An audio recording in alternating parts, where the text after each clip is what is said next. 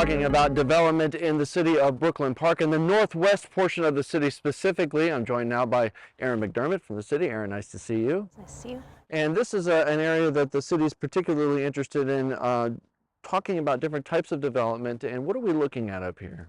So there are approximately 700 undeveloped acres in Brooklyn Park. This study is going to focus on all of those 700 acres.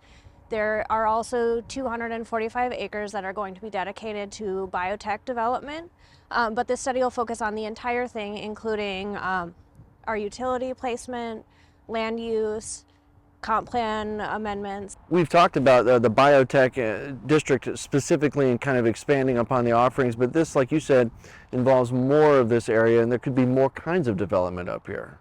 One of the planning studies that was done within the last year was to figure out how to maximize tax base and what types of development the city of Brooklyn Park can sustain. Mixed use and biotech uses were explored within that and found to be sustainable within the city. So we're trying to figure out what would be the best use, highest and best use of the area.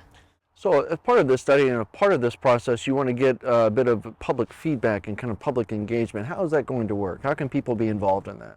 So currently the consultant that we're working with, Bolton and Mink, they are engaging the property owners of those 700 acres. The next steps, we are going to be holding 3 public engagement sessions in person. That'll be in about the month of December and early January to make sure that everyone has the opportunity for feedback. City staff is also working on a website so that people who are unable to make it in person are able to provide that feedback in any means that they feel comfortable. That's pretty important to the kind of the future of really any development, but this development in particular, you think, having that engagement? Yep, so we really want to know what's important to the residents, but throughout the process there are also going to be additional opportunities for engagement. We have public hearing requirements for each step of the way. So within those 3 public engagement sessions, we want to hear what they're interested in, and then there's more technical abilities down the road. So it's the beginning of a long process, but the city wants to make sure that it does all of these steps to make sure it can do the best for the city and for all the people involved. Okay, Erin McDermott, thank you very much for your time. For more city stories, check out ccxmedia.org or find us on social media.